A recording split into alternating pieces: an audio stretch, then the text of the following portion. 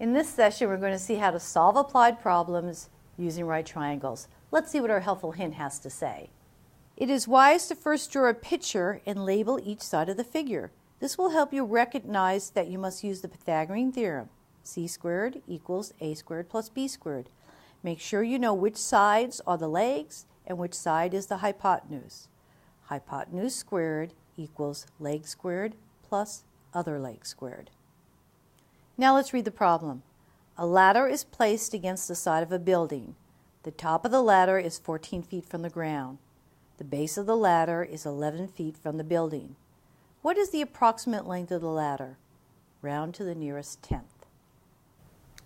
The first thing we suggest is that you draw a picture. See, I have my building here, and then you read the problem again and you label the sides. It says that the ladder is 11 feet from the base of the building and the height is 14 feet. So label it 14, 11.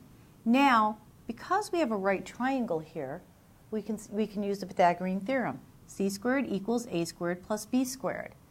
It's important to know which one of these numbers is the leg. A is a leg, B is a leg, and C is the hypotenuse. This side is the hypotenuse. It's always the side across from the right angle. So we have to put in our numbers correctly.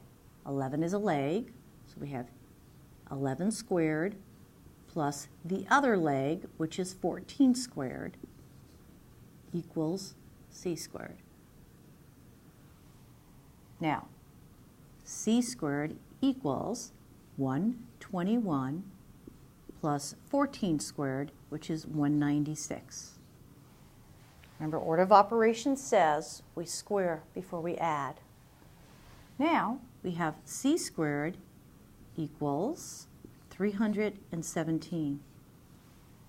But we don't want to solve for c squared. We want the ladder. We want to know how long the ladder is. So when we take the square root of c, we get c is approximately 17.8 feet.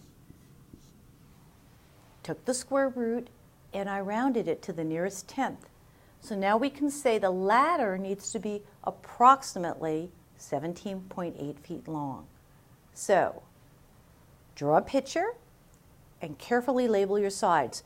Know what are the legs and what is the hypotenuse. Try a couple of more problems.